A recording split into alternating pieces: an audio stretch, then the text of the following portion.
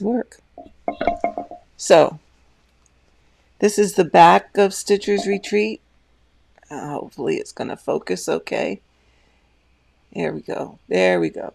And what you're looking at now is where I stitched on the diagonal using the parking method. Okay. So as you can see, it really isn't bulky. Let's go over here a little bit to, this is where the light on the table is. And that was quite a bit of color and color changes in there. But again, not so very bulky. The girl's hair, again, that was done on the diagonal. So I really found that I don't get a lot of bulk the way I've stitched. Now here I was stitching in 10 stitch wide columns, but again I was parking. So yeah, not bulky. You know, it's pretty even Steven with, you know, how any other piece would be. So try now. There is a little bit of, well, thread carries, but it's really not bulky. In this section I did diagonal, but there was a bit more confetti, as you can see in this part right in, oops, where'd you go? In this part right in here, there was a bit more. There was a, believe it or not, in that piece there was a lot of schedule color changes in that area. So I mean, that might be a little bit thicker than some of the rest, but by far not as thick as some pieces that I've seen. Down in this section, I have really just flopped around with technique. Some I stitched in columns, some because there were pretty many blocks of color, I stitched by color.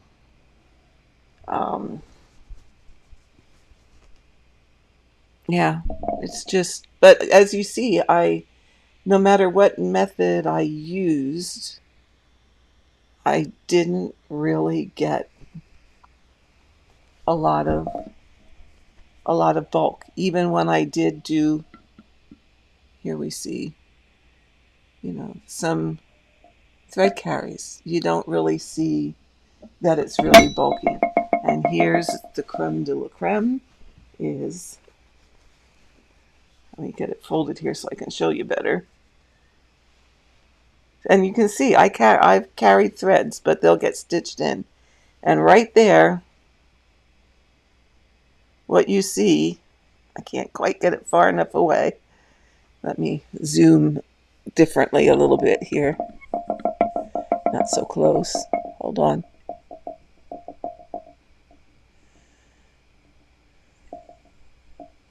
Oops, zooming the wrong thing. Here we go.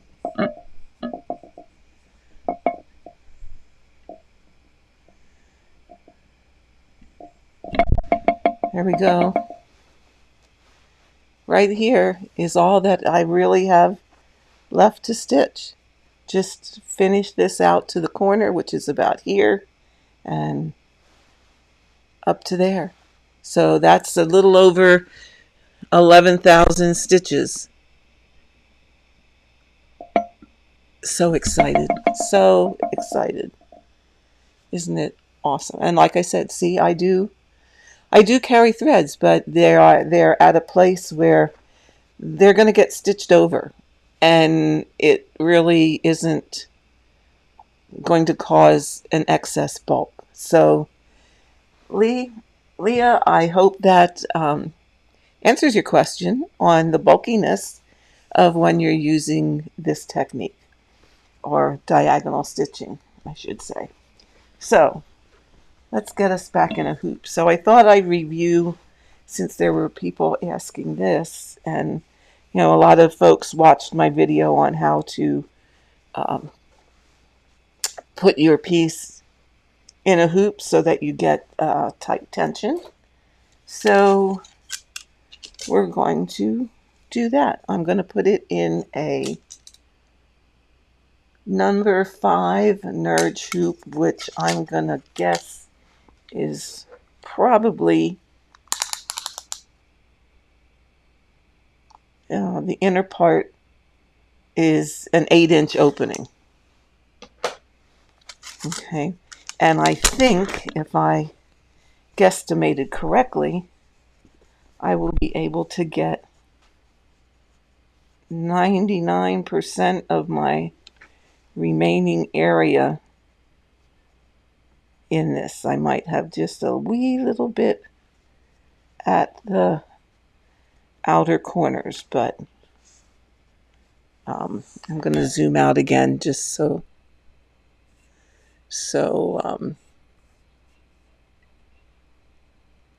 so you can see a little bit better. Where did it go? Here we go.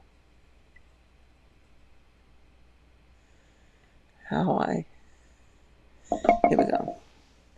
How I put it in the hoop. So I have my bottom part underneath. It looks like I can get the majority of my open stitching area in the hoop. I put the hoop on. Okay. And what I'm going to start to do is use my little ratchet type screwdriver here. Let me get that so it isn't buckling. Okay, and I'm going to start to tighten it. But before it's tight, I'm going to pull my fabric. See, I'm going to work my way around. I don't have too much here to work with, but we're going to make it do. So already you can see that it's starting to get tight. Okay. Now, you know, a lot of folks say, okay, that's good, that's tight. Okay. And they're going to let it at that because it's like a drum. And then you let it like this, and how often when you're stitching does this loosen up on you? So this is where my handy dandy favorite tool comes in, and this is a ratchet, whatever you call it, screwdriver in place of a screwdriver. But this end, see, this end fits on this screw, pardon me, and I'm just going to give it a couple more turns to tighten it. Now, you may have to, depending on how tight you will like your fabric, you might want to just do a turn or two and pull it tight again. Pardon me. Or you might want to just tighten it up. Try not to over tighten it because that will strip the screw. And ask me how I know that. Because I've done it several times. So with that, now I'm going to try and show you how I handle all this excess fabric here, because it truly gets to be in the way. So I start at my long end on the side, and I just start rolling it, rolling, rolling, rolling, rolling, until I get up to the hoop. Okay. And then what I did is I made myself these. Okay. So what it is I got the long magnets, the really heavy duty magnets. So I made a tube out of fabric. I made it I tried to make it the width of the magnet. So I dropped the magnet in and put a line of stitching here so that it would stay at the bottom. I, at the other end then, did a line of stitching, put the magnet in, and then whip stitched the top closed. So now I have this adjustable, I don't know what you would call it, just a little magnetic wrap. So what I do then is I put the one magnet here. I roll this up a bit because 9 times out of 10 it's too long, and that's a good thing. And I want to keep it so that the fabric, my excess fabric, stays up pretty close. So I roll it up and then I just stick it to the other side. And you can see that just a nice little roll holds your fabric right there. Okay, so that's a little trick for you on how to keep your fabric. One of the many ways that you can use to keep your fabric out of the way. Then I got these handy dandy little pieces from Amazon. I forget what they're called, but they're magnetic at both ends and they hook onto each other and they're strong. So then I use these up further away from the hoop to keep that roll in place. Put it on like that. And then I put it on another one up here closer to the end. And you could put as many of these on as you want, but I really find about 2 to be sufficient. Oh, I guess I didn't have that on. Tighten or I didn't connect the ends right. So let's try this again. There we go. There we go. Okay. So sometimes I'll also try and, not too often, but sometimes what I'll do then is roll this up and then stick.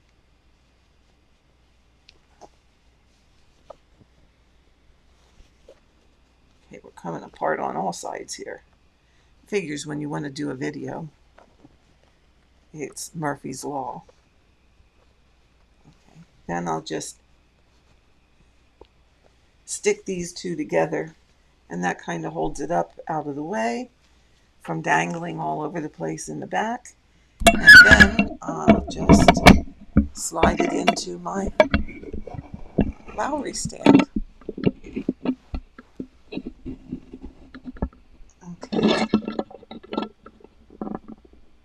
And let me see, who was it?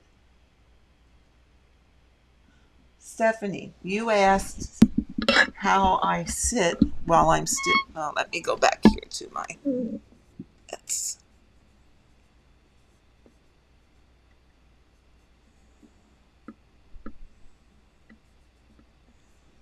okay. I've got too many windows open here. Oh, let's go.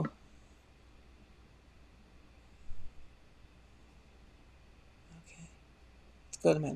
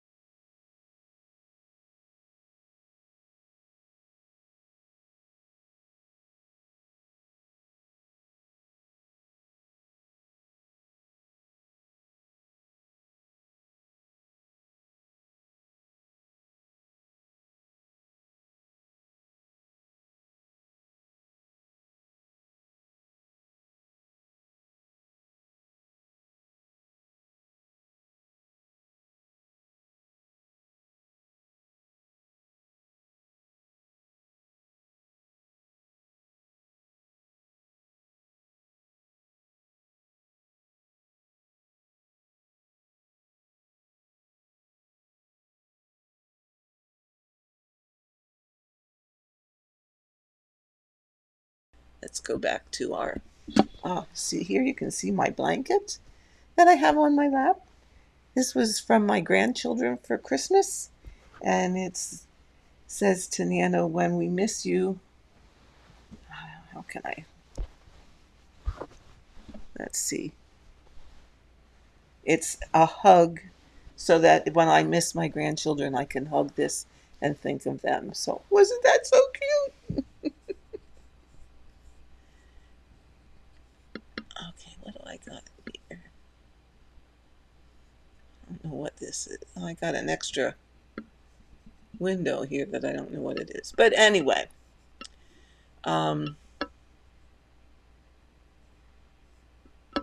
that's how I stitch. Oh, I think I have to adjust my camera a little bit here. I kind of figured this was going to happen. And we'll have to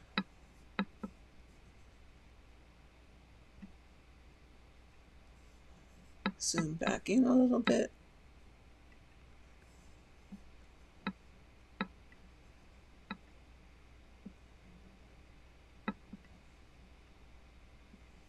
There we go.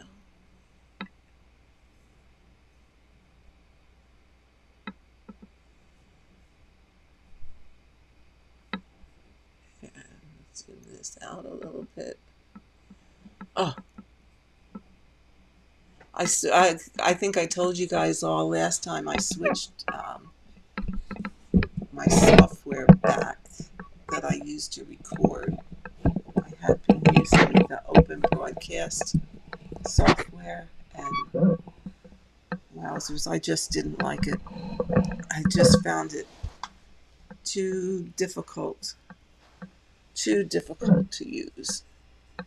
And this is a lot easier. I can set up more things ahead of time. There. Okay.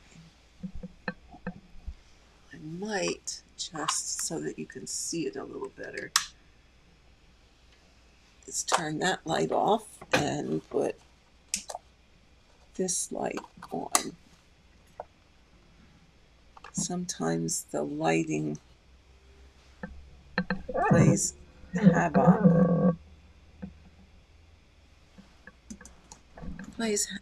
With the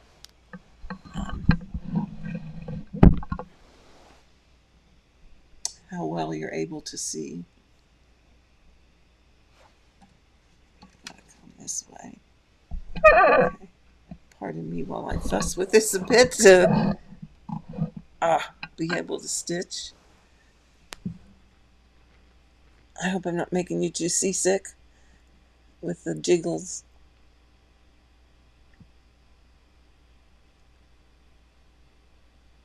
There we go. Okay. So, okay, let's see what else. I had Dawn, you asked about your thread fraying, and I did answer you on your comment, on your post, but I thought I would also mention it here, because a lot of people have trouble with the fact that their threads fray.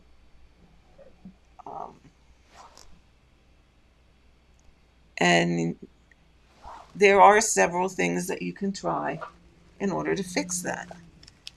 One of them, and one of the first things to try, is very simple, of just change your needle. Okay? Sometimes what happens is when they punch the hole into the needle during the manufacturing process, a little burr kind of hangs out there, and it isn't always a smooth, clean cut. So that's one of the things that can occur. So that's a very simple fix of, just change your needle. Okay, that's an easy peasy lemon squeezy. Just change your needle. If that doesn't work and your thread is still continuing to fray, you know how you get that ragged at the end. I'm still fussing with getting this in the right, here we go, place for you to see. Okay, there we go. Sometimes just changing your needle isn't going to do it, and you're still going to have fraying threads. What you want is a needle that is going to open the holes of the fabric enough so when your thread goes through, it's not dragging against the fabric. Because you gotta think about that. Remember that you're pulling this thread through fabric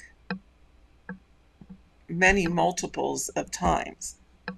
So every time it passes through, that's a little bit more friction on your thread, and then that's what causes the ends. We'll get it right here yet. That's what causes the ends to kind of get thinner and thinner, eventually fray, and then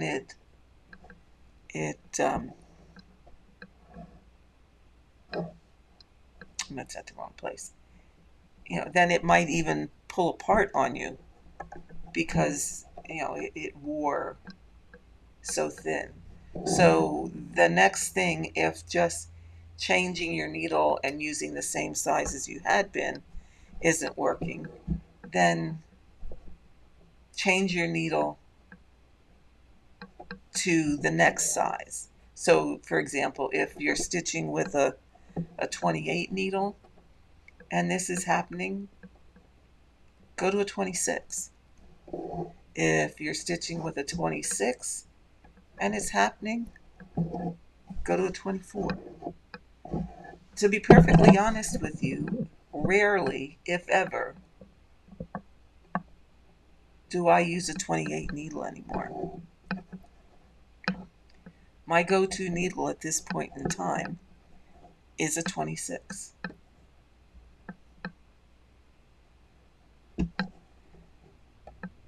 I don't, the only time I use a 28 is if I'm stitching on the 56 count linen. That's the only time. Because pardon me, the holes are so small that a 28 opens them enough that I don't get the fraying on that size linen.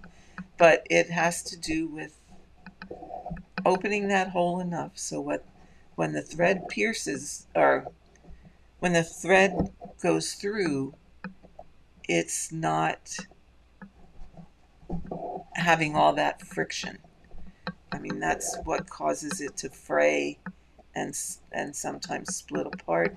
The other thing, and we don't often think about this, but as I'm stitching here, it's I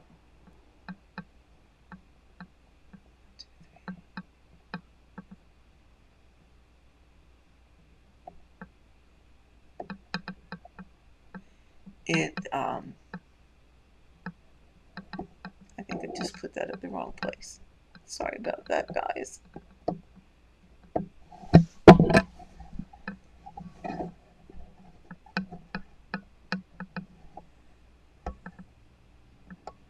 Here we go. We don't often think about this, is how many, wow, this is tough. There we go. How many of you, when you, after you thread your needle, maybe you don't pull a long tail through like this. Maybe you just leave a little bit on the end. Okay. So your needle is always staying at that spot on the thread. That also, with due to the friction, that also causes your thread to get thinner and to fray. So I leave quite a long tail, as you can see here. It was over too far. And by doing that, as I work this piece of thread, it enables me to move my needle along the length of thread so that I'm not going to have all that friction and causing that one spot to wear thin. So if you have that happening, say, you're stitching along, merrily stitching along, and all of a sudden your thread frays apart so that you have one piece here and this other piece still in the needle. Think about, as I stitched, did I move my needle along that strand of thread, or was it constantly at the same spot? And then that causes it to get thinner, and that causes it to fray. So those are some tips for trying to prevent getting that fraying at the end of your strand of floss, as well as at places in the middle of your strand of floss. So you want to be able to gradually move your needle along that strand so that you aren't constantly having the friction at the very same spot all the time. And again, if that's happening, you may want to go to a different size needle. Really, it's all about the needle. Now, I don't know, I'm a DMC girl to most of the time. I have bought some CXC threads, but I really haven't used it much yet. So I can't really comment on that. And I've never used the Jean Farish talks about Cosimo thread. I've never used that, so I can't comment on that. But I would say stay with the thread that's a better quality thread too. Some threads aren't out there, as with anything else, I'm sure are not as good as others. So I would say stick with what you know. I always have stitched with DMC. So that's kind of what I always can talk halfway intelligently about. But those tips should help with the fraying, and try them out. Let me know. Did it work? Did it not work? Those are tips I find work for me. And again, this I really have to emphasize, I am not an expert. I really am not. I've just been stitching a very long time, and I enjoy sharing the things that I learned with all of you. These are things I learned along the way in my stitching life, and I just enjoy sharing them with all of you and hope that some of the things help you. not everything is going to work for every person. But hopefully you'll find some things that do work for you and make your stitching journey more enjoyable. Now, as I'm sitting here threading a needle, do all of you realize that a needle has one side that is wider than the other side? It's hard to tell when you're looking at it, but it's because of the eye of the needle is stamped into the needle. Okay? So if you're having trouble threading, you're probably trying to go through the skinnier side. Okay? The side that isn't as wide. So that if you flip your needle to the other side, your thread's going to pass through easier because that side is wider. My sense of convoluted logic says that the wider side,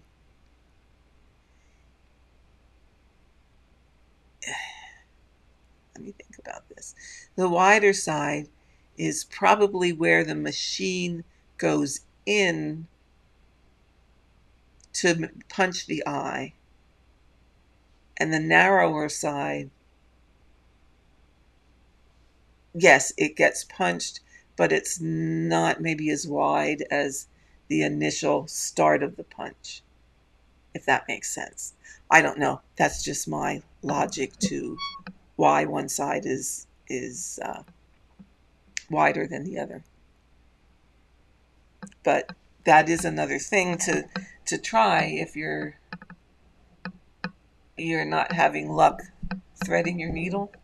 Just turn it over to the other side of the eye, and it should then be much easier to thread. And that's oh, I can't remember her name. Oh, I wish I could. I had a comment from someone uh, who was trying to thread their needle the way I do, and I think I've shown that in several, well, probably pretty many videos, to be honest, um, of how to thread your needle. And she says, I tried and tried and tried for 5 minutes straight, and she couldn't get the needle threaded.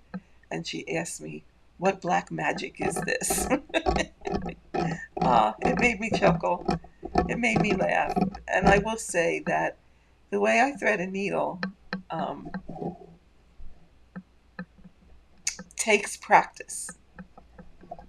It takes practice to get the feel of what you're doing.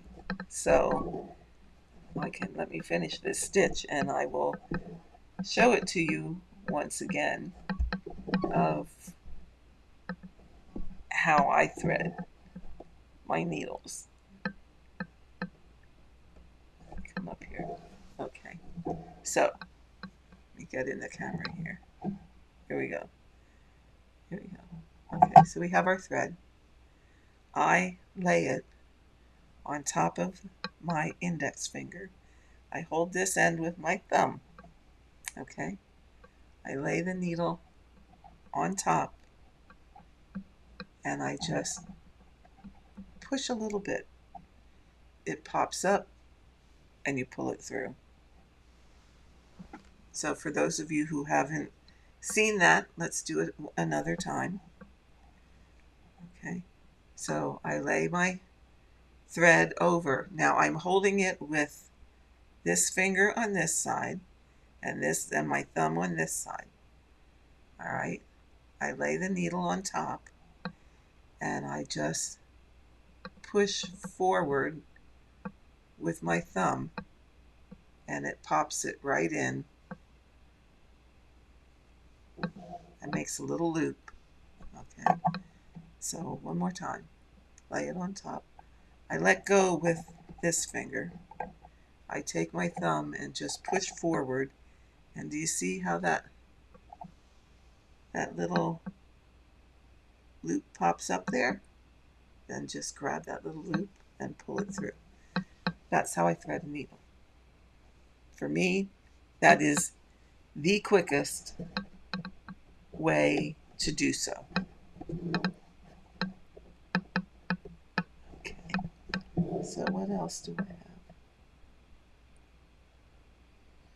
Oh, Penny, thank you so very much for that suggestion of my Sheep Virtues bell pull to just use some Velcro, hook and loop tape to put it onto the bell pull.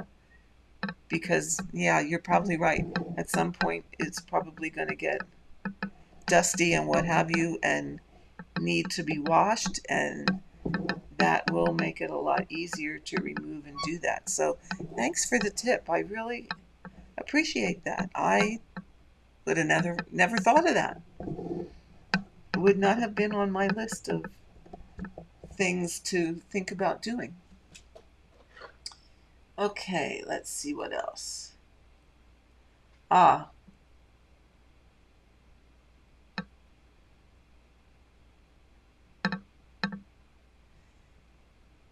The Nurge stand. My Nurge stand that I often show or use in my videos. And I didn't write her name down, and I apologize for that. But someone asked about using stretcher bars with a Nurge stand. And my guess would be yes, you could. If that stretcher bar is not too wide to fit in that top clamp, you could certainly use them on your Nurge stand. Anything that will fit into that opening where you insert the hoop, you could use with that stand, as long as you can insert it in that opening and tighten it down to keep it where it belongs. I'm sure it would work. It would work just fine. I don't use stretcher bars. I just use either hoops or Q-snaps. So for me, that I can't speak to that I have any experience with it, but I can just imagine that as long as it fits in that opening and you can tighten it down to hold it in place, you can use it with a Nurge. That would be my best guess. Absolute best guess. Okay, so I hope that helps. And then Christine made a comment. She just recently found my channel, and thanks for stopping by, Christine, and I hope you subscribed.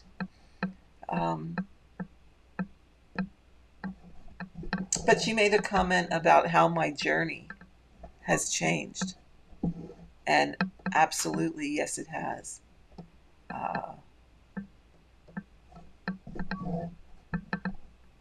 This piece has been a total experiment in finding what method of stitches works for me, and which I like and which I don't like.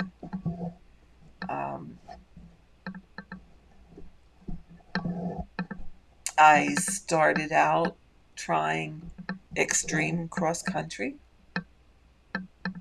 and found that although it's nice that you're only if you take this anywhere to stitch, you only have to take one color thread along.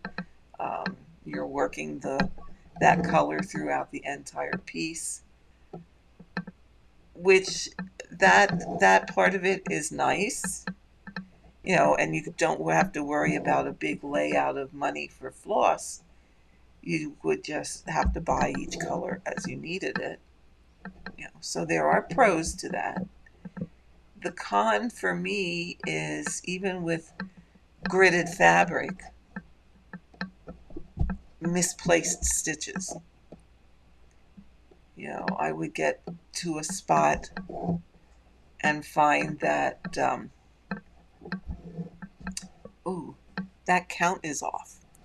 That there should be 4 spaces between this stitch and like the gray line, and now there's only 2. So I was, even though at the time you're stitching, you think you're being very careful and counting correctly, there were times that I found that, golly geez, that's not the case. You kind of really messed up here, Karen.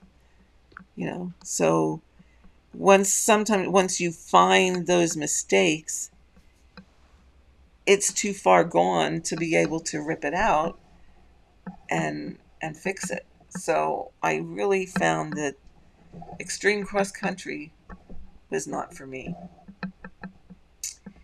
So then I looked at Scarlet Quince's website and looked at their method for stitching full coverage, which was basically to stitch in columns of however many wide you wanted to do, and parking.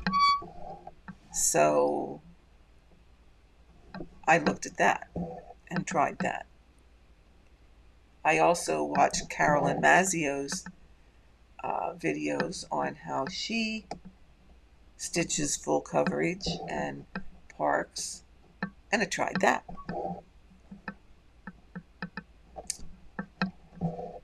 Then I tried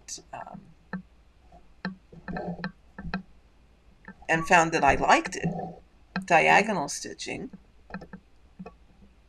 and I varied the way I did that many different ways, trying to find a way that was working for me. And it was like, okay, do we go like Brenda, Handwork Maniac, how her daughter goes? Do we do one stitch at a time, stitch by stitch, and park that way? And I'm sure many of you have watched Brenda's videos, and which I always look forward to her videos. And it's a lot of fun when Boss Daughter is on and shares her stitching, and she was kind enough to share her technique with everybody, and I found that very interesting. And yes, I tried that way too. I found it to be slow, which I guess that's the trade-off. You get neater stitches. You don't have ninja stitches by parking either stitch by stitch and row by row. It has a lot of advantages. The downside is, yes, I think it is slower. I don't think it speeds up your work, so to speak. I think it's slower.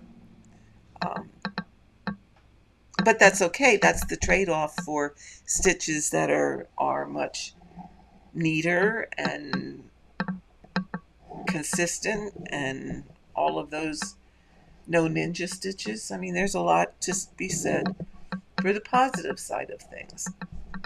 So it's a matter of evaluating what you want to do, what you're willing to, say, sacrifice, and, well, not sacrifice. I guess the easier way to say it is, it's all just a matter of what your priorities are.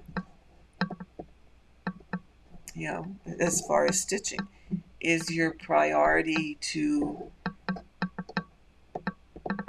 have a piece that is perfectly stitched and you're going to enter into a competition? Is that priority for you?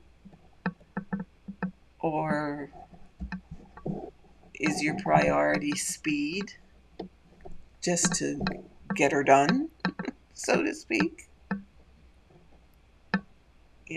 I think mine is somewhere in between. I like my stitches to look nice. Um,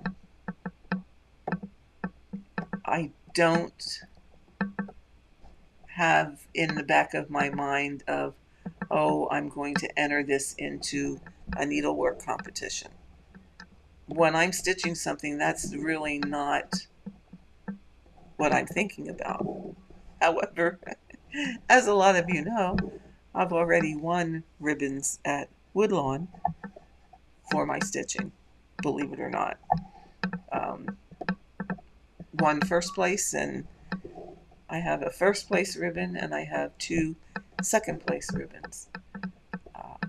But yet, as I'm stitching to put it into a competition, and especially a competition like Woodlawn, is not my priority.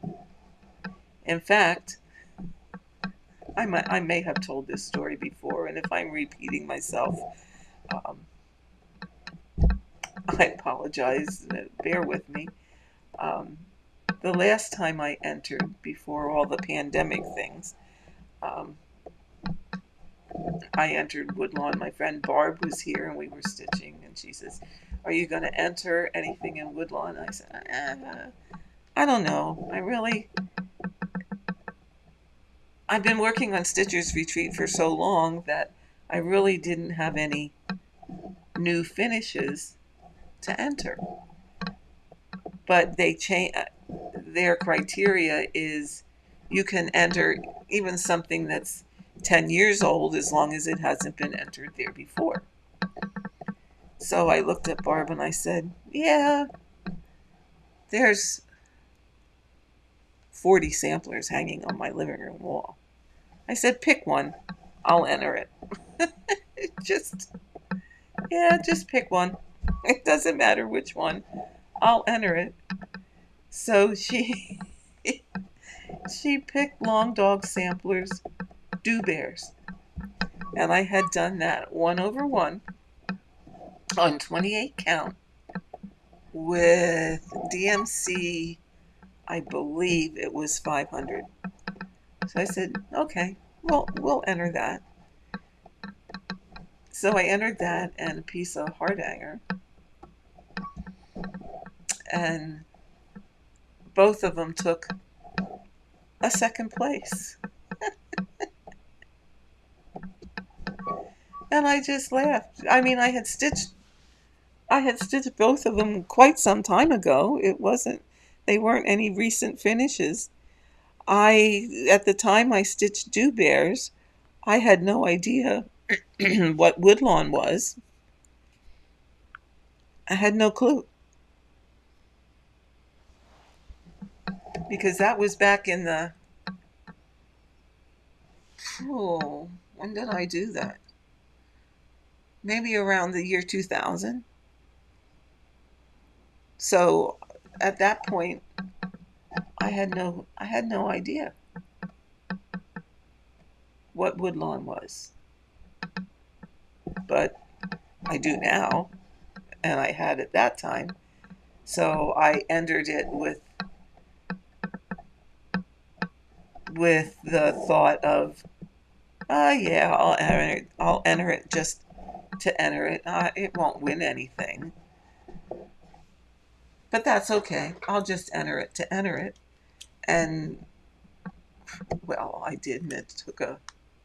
No, I lie. That's the one I got the first place on. Yeah, I got the first place on Do Bears. I got the second place on my heart hanger piece. And I got a second place on my grandson's birth sampler the year before. So all of them were stitched with absolutely no intention of entering a competition. So, that's how my journey has changed over, not only in this piece, but over the years. The whole bottom line is stitch whatever and however you can enjoy it, because this is not supposed to be a job. This is something we do for relaxation, for fun, to relax, or whatever your motivation is. It's do what you enjoy. Experiment. You can experiment with different stitching styles on the same piece. You see it right before you. That's what I've done on this. Many stitching styles are done on this piece. I showed you the back. You can't tell from the front. You can tell from the back. So try different methods. Someone asked, well, I started stitching this way. Can I switch to the diagonal while I'm on? Absolutely. You can switch to the diagonal. If you don't like diagonal, switch to cross country.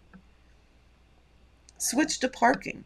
If you don't like parking, go back to color completing and finishing a thread. There are no rules in cross stitch. Okay, I lie. There's one rule. Make sure all your stitches cross in the same direction. But there are no rules. It's what works for you. What makes you happy? What do you do, or why do you do certain methods? Because that's what you enjoy. That should be your answer. It's what I enjoy. It's what I find relaxing. It's what keeps me happy. That's what you need to do. That's the only rule. Find what makes you happy. Stitch the way that makes you happy. Don't worry about what other people think, because there are no rules. There is no right way. There is no wrong way. There's your way. And as long as it works for you, it does not matter what anybody else thinks. And as you see, I've done all these methods, and right now I'm kind of working down a column with a thread, or going where it takes me until I run out of that thread. I'm sticking primarily to finishing this column, but if I have to go over this way, I will. It's not a big deal. It's not a big deal. It's what's working for me. And right now, I'm at a point where I only have 11,000 stitches left. I want this puppy finished. I want it finished. I want it washed. I want it pressed. And I want it on its way to total framing to let Sherry work her magic. Because this guy's getting framed. And that brings me, or kind of segues into Sally's comment of how difficult is it to stick to a project over a very long period of time. We know, because I've said this, I've been stitching on this piece for 5 years. Well, I'm in the 5th year. I would say to folks, these aren't projects you're going to finish in a month. They aren't projects you're going to finish in 6 months. They are probably projects, unless you don't eat or sleep, that are going to take you multiple years. I have found the reason I stuck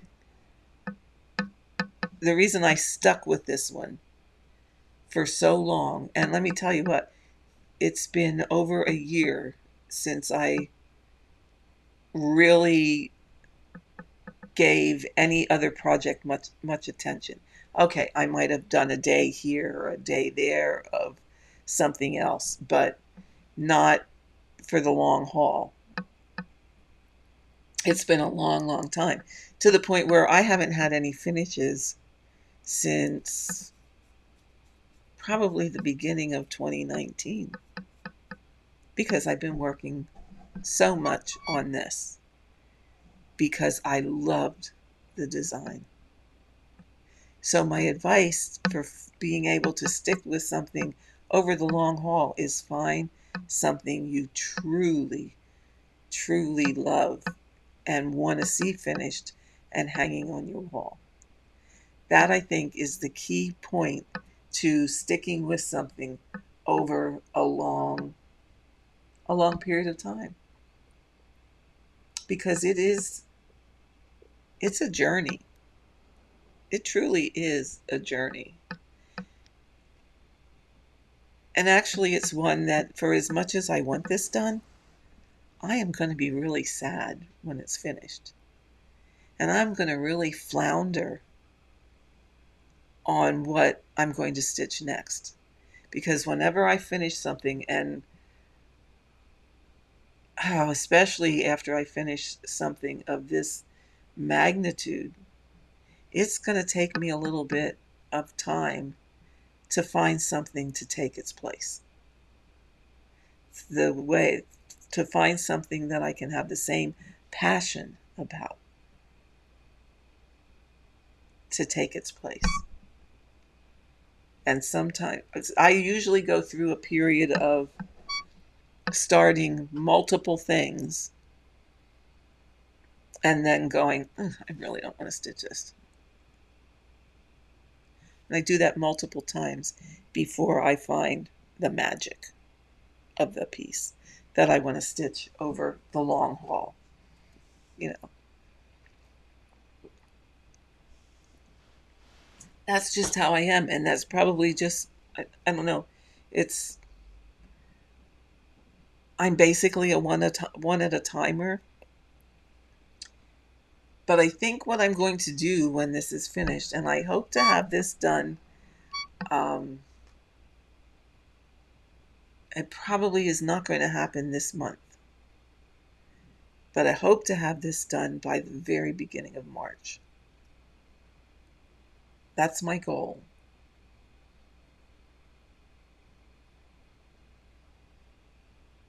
So it's gonna take me a bit to find the next project. But what I want to do, what I'm going to try, is something I've never done before. It seems to work for a lot of people, so I thought, okay, I think I'm going to try this. Is a rotation of maybe 2 or 3 projects of different styles. I'd like to start the new long dog, Legal High, I think it's called. I'd like to start that. I absolutely want to have another full coverage going. So already there's 2. I have Once Upon a Time, and I think I showed you that one in my last video, that I would like to finish this. I'd like to finish this for my daughter. It's that one of Once Upon a Time in an Enchanted Forest or something like that. There was a girl who loved to read. So I think I'd like to also get this finished. So that would be 3 projects that I could rotate, doing a week on each. Oops, sorry about that. Um, and that just might be the way to go once this one's done, especially with my potential inability to not be able to decide of what I want to work on. That would give me a little bit of variety. So for now, the plan is stick with this one, get her done, and then look at what are we going to do next. So let's see, did I miss anything? Fraying thread, Velcro. Oh, my spreadsheet that I use to track. A couple people have asked for that. Um,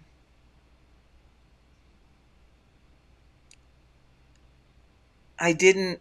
Only one person gave me some feedback, and I explained how it worked to him, and I think he was. I think he's happy with it. Um, so what I'm going to do is in the drop down box, I save the spreadsheet into my Dropbox, and I will share that folder and give you the link. I will put the link in the drop down box of this video so that anybody that wants it, as long as you use that link, you'll be able to get it. Okay? Um, so it will be there, and I will link it at the bottom.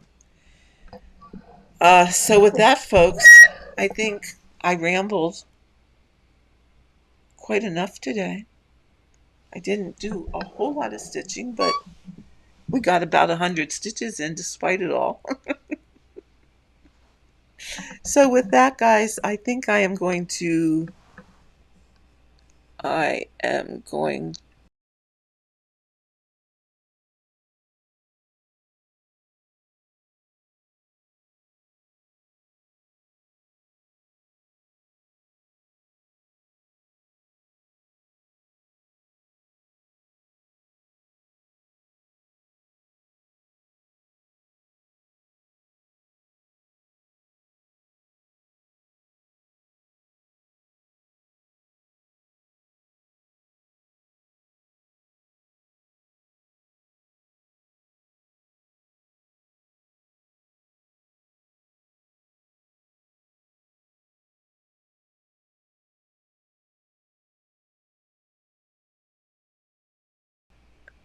I am so sorry. It looks like I muted you guys for, I don't know how I did that. Anyway, what I was saying is, or trying to say while I was muted, is for all you people that are in the areas of this bad weather, know that we're thinking of you. Know that we're hoping and praying for your safety. Stay warm. I hope you're, you know, I hope you get your heat and electricity back soon. It's screwy weather out there these days. We were supposed to have an ice storm overnight. It looks like at this point, as I'm looking out my window, it looks like all it's thawed out now, so to speak. Traffic is moving quite nicely, so we were lucky in that respect. But I hope everyone stays safe. It looks like vaccinations are happening for the COVID, so um, I hope all of you that are eligible are able to get your vaccine. I was finally able to schedule an appointment for mine, and that will happen on Thursday next week. A lot of hassle to get an appointment. My best advice, at least if you live in Pennsylvania, is get up early in the morning and go on the various websites to look if they have availability. I was up at 5:30. No. I was up at 5 o'clock on Friday. No, on Wednesday last week. And I got an appointment at Rite Aid. And they had multiple slots open at that point in time. If you wait till later in the morning, like even 7, 8 o'clock, they're all full. You won't find one. They're all taken already. The trick is, especially if you're in Pennsylvania, get up very, very early and start looking on the websites. I couldn't even get in with my local hospital. They were all full. So I wish you all luck in getting that appointment um, and getting vaccinated. It's not going to prevent you from getting the virus, but it will help that you don't get as sick as some of these poor people that have gotten it and lost their lives. And yeah, makes me want to cry. So with that, I'm going to say stay safe, stay healthy, wear your mask, wash your hands, and we will get together again really soon. Hopefully next week. So for now, happy stitching. Enjoy your journey, and I will see you next time.